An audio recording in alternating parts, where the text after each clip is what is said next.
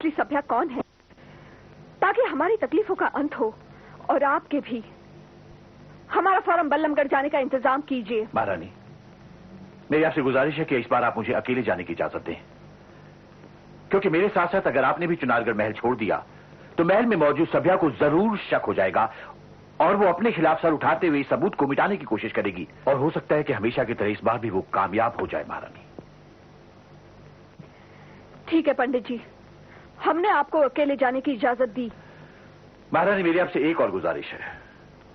वो क्या? मेरी गैरहाजिरी में आप यहां पर बेहद सतर्क रहेंगी और महल में मौजूद सभ्या को ऐसा कोई मौका नहीं देगी जिससे कि मेरे बल्लमगढ़ के फैसले से पहले ही वो यहां कोई अनर्थ कर डाले। ठीक है, हम हमारे दिल पर पत्थर रख लेंगे।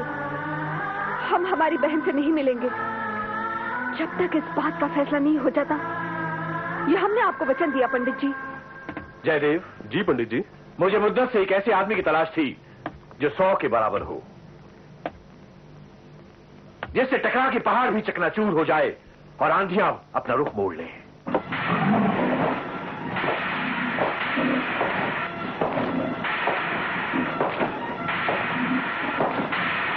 एक ऐसा आदमी जिसके बाजुओं में इतनी ताकत हो कि लोहे को कपास बना दें और जहां जहां भी उसके पांव पड़े जमीन वहीं पर धंसती चली जाए। एक ऐसा आदमी जो चले तो लगे कि भूचाल चल रहा है।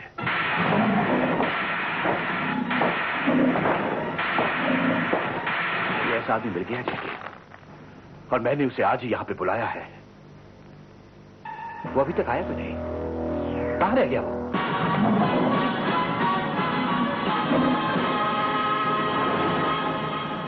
बंदे को आपका पैगाम मिल गया था। तो तुम आ गए चंगेजी। मुझे खुशी है कि मैं जब भी आपकी खिदमत में हाजिर होता हूं अपना काम पूरा करके इनाम हासिल करके ही जाता हूं। बताइए मुझे किसका कत्ल करना है? कत्ल नहीं, बल्कि तुम्हें महारानी कलावती की हिफाजत करनी है। किससे हिफाजत करनी है इनकी? एक औरत से। एक औरत से? आप चंगेजी की ताकत की तौहीन कर रहे हैं पंडित जी।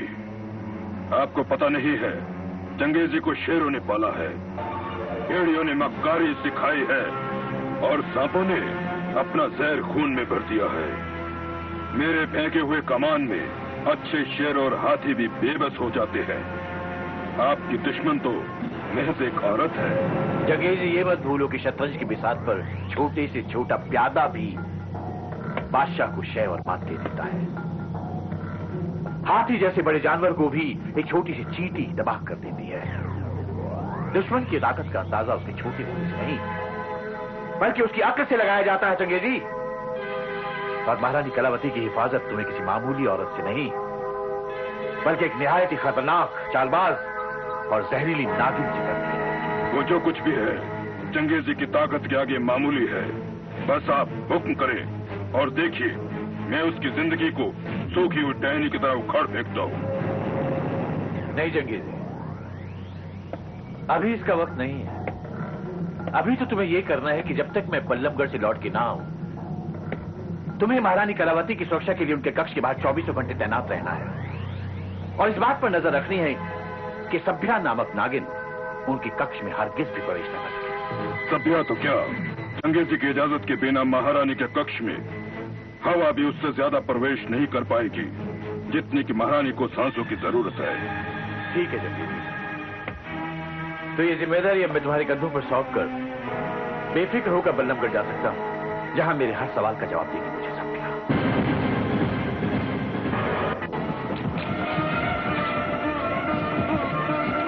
सभ्या, तुम्हें ये होश में आया देखकर मुझे कितनी खुशी मिल रही है, ये मैं लफ्जों में बयान नहीं कर सकता। तुम्हारी सारी तकलीफों का अंत हो चुका है। अपने सीने में दबी हुई दर्दनाक दास्तान अब तुम खुलासे से कह सकती हो। तुम्हें कोई खतरा नहीं है। बोलो सभ्या, बेखौफ होकर तुम सारी हकीकत बयान कर सकती हो। बोलो, तुम्हारे बोलने से तुम्हारी सारी खुशियां तुम्हें वापस मिल जाएंगी। बोलो बोलो सभ्या, सभ्या बोलो। सभ्या, तुम बोलती क्यों नहीं? तुम बोलती क्यों नहीं सभ्या? बाबा, बाबा इसे क्या हुआ? बाबा ये बोलती क्यों नहीं? अब ये कुछ नहीं बोलेगी जगन्नाथ। क्योंकि इसकी बोलने की शक्ति खत्म हो गई है। ये आप क्या कह रहे हैं बाबा? ये नहीं हो सकता बाबा। ऐसा हुआ तो इसकी खुशियां इसे वापस कैसे मिलेगी? बाबा, इसका वजूद, इसकी अपनी पहचान कैसे कायम होगी बाबा? जब तक ये बयान नहीं देगी तो महारानी कलावती पर उस नागिन का पर्दा कैसे फाश होगा जिस पर भरोसा करके वो बैठी हुई है और जो उनके प्राण की आहुति लेकर ही दम लेना चाहती है बाबा? बाबा, सत्य तो इसी की ही खामोशी में दफन है। क्या झूठ और मक्कारी की दहलीज पर सत्य को हमेशा के लिए इसी तरह से दम तोड़ना होगा? बाबा, क्या पंडित जगन्नाथ को ऐसे ही हारना होगा? नहीं बाबा, नहीं। तुम हारे नहीं जगन्नाथ, मैं तुम्हें हारने नहीं दूंगा। नामुमकिन को मुमकिन बनाया जा सकता है। आप और कर भी कह सकते हैं बाबा। मैं तुम्हें वो सच्चाई पेश कर सकता हूं जिससे तुम्हें तुम्हारे तमाम सवालों का जवाब मिल सकता है। कैसी सच्चाई? इसके इलाज के दौरान मुझे ये यकीन हो गया था कि ये सभ्य है। अगर ये अंबा होती तो इस पर जहर नहीं चढ़ता, क्योंकि वो एक खुद विषकन्या है। बाबा, ये आप दावे के साथ कैसे कह सकते हैं कि अंबा ही विषकन्या है?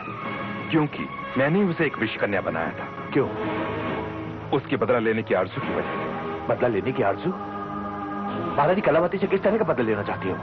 महारानी से नहीं, महाराज शिवदत्त से अपनी मां आम्रपाली की मौत का बदला। तो आज जहां एक और इस बात का पता चला कि असली सभ्य कौन है, वही दूसरी ओर मुझे यह अनर्थ भी हो गया कि मैं महारानी कलावती को महल में एक ऐसी विषकन्या के सहारे छोड़ आया जिसके लिए अपने जहर से किसी भी पहरे को तोड़ डालना एक मामूली सी बात है। उधर चुनारगढ़ की महारानी बनने के खूनी इरादे से तारा भी उसका साथ दे रही है, लेकिन मैं इन दोनों को इनकी साजिश में हरगिज भी कामयाब नहीं होने दूंगा। सच और झूठ के इस युद्ध को जीतने के लिए मुझे भी वही करना होगा जो मैंने आज तक नहीं किया। वो क्या है जगन्नाथ? झूठ का सहारा लेना होगा मुझे बाबा। दुश्मन से दुश्मन की जबान में बात करनी होगी मुझे। महारानी कलावती की हिफाजत के लिए, उन्हें उस शैतानी औरत के खूनी इरादों से बचाने के लिए अपने माथे पर झूठ का कलंक लगाना ही होगा। महारानी के पक्ष के बाहर इतना सख्त पैरा, महारानी की हिफाजत की ये नई योजना क्यों रची है पंडित ने? जरूर इसमें कोई राज है। ये राज मैं जानकर रहूंगी।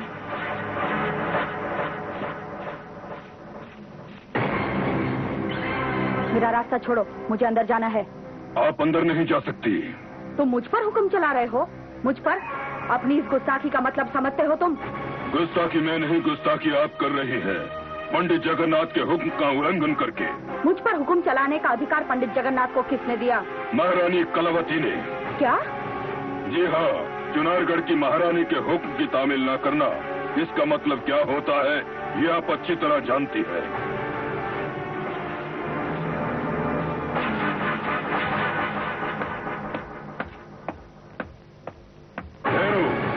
मैं महारानी कलावती के नाम पंडित जगन्नाथ का गुप्त संदेश लेकर आया हूँ।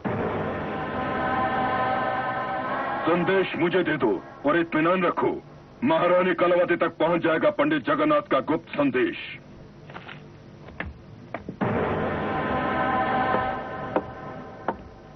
ये गुप्त संदेश महारानी तक पहुंचा दो।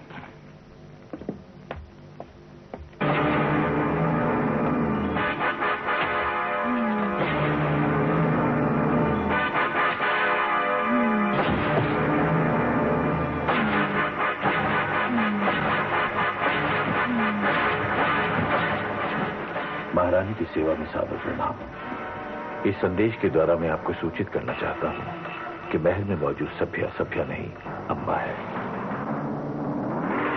और अम्बा एक विषकन्या है। अम्बा को बाबा पुष्करनाथ अच्छी तरह पहचानते हैं, क्योंकि उन्होंने अम्बा को एक विषकन्या में तब्दील किया था। और ये विषकन्या इसलिए आपकी जान की दुश्मन बनी है क्योंकि उसकी जिंदगी का एक ही मकसद है, महाराज शिवदत्त की हत्या, ताकि वो अपनी मां आम्रपाली की मौत का बदला ले सके। मुझे आपकी बहुत फिक्र है, आप सतर्क रहिएगा। मैं जल्द से जल्द चुनारगढ़ पहुंच रहा हूं।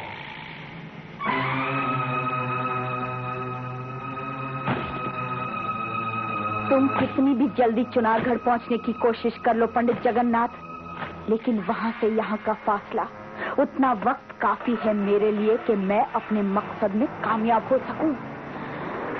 काफी है।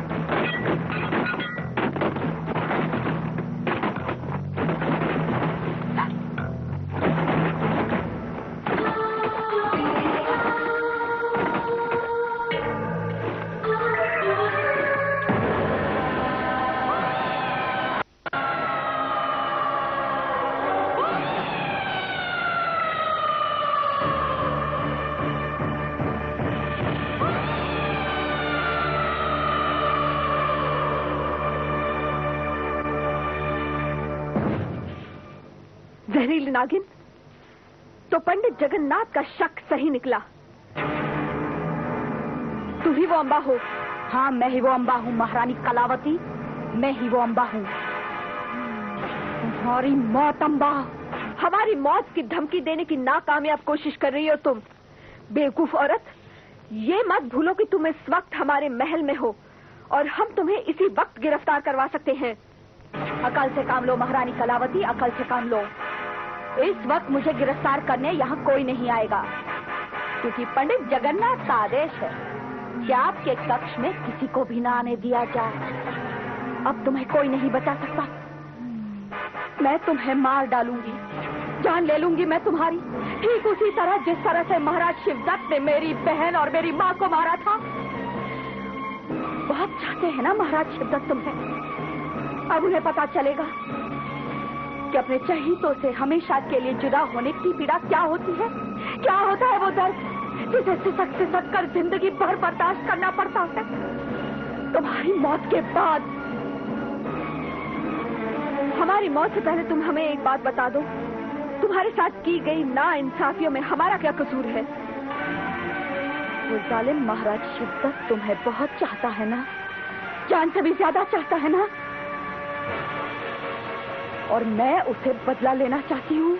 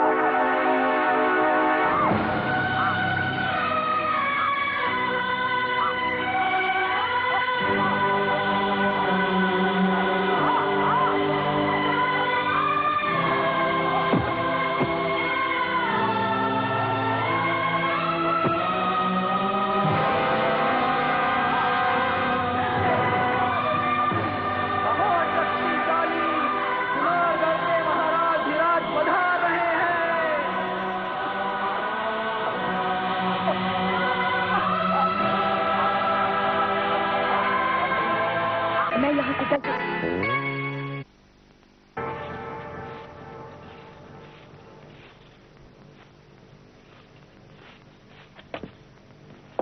अम्बा, क्या बात है अम्बा, तुम्हारा चेहरा इतना सुर्ख क्यों है? मेरे चेहरे पर मेरी विजय का तेज है, मेरी कामयाबी का नूर है, मेरी फतेह का ऐलान है तारा। तो इसका मतलब है तुमने अपने मकसद में कामयाबी हासिल कर ली? हाँ तारा, हाँ, मैंने कामयाबी हासिल कर ली। मैंने हमेशा हमेशा के लिए उसे खत्म कर दिया। उसी के महल में, उसी के कक्ष में, पंडित जगन्नाथ के लगाए हुए पहरों के बावजूद मैंने महारानी कलावती की हत्या कर दी। महारानी कलावती पूरी तरह मर चुकी है, इस बात का तुम्हें यकीन है? यकीन है तारा, यकीन है। मुझे मेरे किए पर पूरी तरह से यकीन है। और फिर इसमें शक की कोई गुंजाइश ही कहाँ है। उसका बचना नामुमकिन है तारा, इसलिए क्योंकि मैंने खुद अपने खून में डुबोए हुए जहरीले खंजर से उसके शरीर पर वार किया है। और उसके शरीर से बहता हुआ खून इस बात की गवाही देता है कि मेरा जहर उसके शरीर में उतर गया है। काश मैं उसे दम तोड़ते हुए देख सकती, लेकिन उसी वक्त। लेकिन क्या अम्बा? उसी वक्त महाराज शिवदत्त महल में लौट आए। क्या महाराज शिवदत्त महल में लौट आए हैं? ये बात तुम्हें कैसे पता चली? मैंने महाराज शिवदत्त के आगमन का ऐलान सुना और उसी खतरे की वजह से मैं फौरन वहां से निकल आई। लेकिन महाराज शिवदत्त के लिए मैं एक ऐसा तोहफा छोड़ आई हूँ जो वो तमाम जिंदगी भर नहीं भूल पाएंगे। भूल तो मैं भी नहीं पाऊंगी उस हसीन तोहफे को जो तुमने मुझे दिया। जी तो करता है महारानी कलावती की मौत पर जश्न मनाऊं, पूरे महल में घी के दिए जलाऊं, खुशियां मनाऊं। लेकिन खुशियां मनाने के लिए तो तुम्हारे पास तमाम जिंदगी पड़ी है तारा। लेकिन अब वक्त का तकाजा कुछ और है। क्या तकाजा है वक्त का? वक्त का तकाजा ये है तारा कि मेरी गिरेबान की तरफ बढ़ते हुए शिवदत्त के जहरीले पंजों के शिकंजे से तुम्हें मुझे बचाना होगा। और वो इस तरह तुम्हें कोई ऐसा ठोस सबूत पैदा करना होगा, कोई ऐसा गवाह तैयार करना होगा जो ये कहे कि कलावती के कत्ल के वक्त मैं महल में मौजूद नहीं थी, ताकि मुझ पर शक की कोई गुंजाइश न रहे। क्या सोच रही हो तारा? सोच में अब वक्त बर्बाद करने की कोई गुंजाइश नहीं है। सौदे के मुताबिक मैंने अपना काम कर दिया, अब तुम्हें तुम्हारा काम करना है। जल्द से जल्द महाराज शिवदत्त से शादी करके तुम्हें चुनारगढ़ की महारानी बनना है और उसके बाद शिवदत्त का कत्ल करके चुनारगढ़ के तमाम खजाने को हासिल करना है तुम्हें। अम्बा, मुझे जो भी हासिल करना था वो मैं हासिल कर चुकी हूँ। महारानी कलावती का कत्ल करके तुमने मेरा मकसद पूरा कर दिया। और हाँ, अब चुनारगढ़ की होने वाली महारानी तारा को तुम्हारी कोई जरूरत नहीं। महारानी तारा, जिस सर पर तुम चुनारगढ़ की महारानी का ताज पहनने के लिए इतनी बेकरार हो, उस सर को अम्बा कुचल कर रख देगी। ये मत भूलो कि तुम्हारे हर उस रास्ते में वाकिफ हूँ जो तुम्हें तुम्हारी मौत की तरफ घसीट कर ले जाएगा। ओह, तो तुम मुझे धमकी दे रही हो? तारा का जनाजा उठाने की धमकी दे रही हो मुझे? क्या समझती हो तुम? मेरी बात के सामने महाराजा शिवदत्त तुम्हारी बात पर विश्वास करेंगे? हरगिज नहीं। तुम्हारे हर शब्द के खिलाफ होगा तारा का शब्द और तुम्हारी हर दलील के खिलाफ होगी तारा की दलील। फिर सोच लो तुम्हारा क्या अंजाम होगा। और हाँ, तारा ने तो तुम्हें एक हथियार की तरह इस्तेमाल किया था और जिस सौदे की बात तुम कर रही हो वो तो एक चारा था तुम्हारे जैसी वहशी शेरनी को जाल में फंसाने के लिए। नहीं तारा, नहीं, तुमने ऐसा नहीं किया था। तुम ऐसा नहीं कर सकती हो। तुम मुझे इस वक्त धोखा नहीं दे सकती हो। खतरा पल पल बढ़ता जा रहा है। तारा, तुम्हें तो मेरी फौरन हिफाजत करनी चाहिए। अपने सौदे की जबान रखने के लिए मैंने अपनी जान की बाजी लगा दी है। तुम्हें भी अपने सौदे की जबान रखनी होगी। जुर्म की दुनिया का हर सौदा जबान पर टिका हुआ है, विश्वास पर टिका हुआ है, भरोसे पर टिका हुआ है और इसे किसी भी कीमत पर कायम रखना होगा। कैसा विश्वास, कैसा भरोसा और कैसा सौदा? मैंने तुम्हारे साथ कोई सौदा नहीं किया। निकल जाओ मेरे कट से, चली जाओ दूर इस महल से और फिर कभी चुनारगढ़ की सरजमीन पर तुम्हारा साया भी नजर नहीं आना चाहिए। तो ये बात है। साया बनकर अब तो मैं तुम्हारा पीछा करती रहूंगी तारा, तुम्हारी मौत का छाया। बदला लूंगी हर इस पल का, इस जिल्लत का, हर एहसास का, क्योंकि तुमने मेरे साथ विश्वासघात किया है। अम्बा ने अपने सर पर कफन बांध लिया है और जब एक विषकन्या अपने सर पर कफन बांधती है तो उसका अंजाम क्या होता है ये तुम अच्छी तरह से जानती हो। अब तुम किसी भी कीमत पर अम्बा से नहीं बच सकती। ठहरो अम्बा, मैं तो तुम्हारे साथ मजाक कर रही थी। मैं तुम्हारे साथ कैसे धोखा कर सकती हूँ? तुम्हारे और मेरे दरमियान जो सौदा हुआ उसे कैसे भूल सकती हूँ मैं? और जुर्म की दुनिया में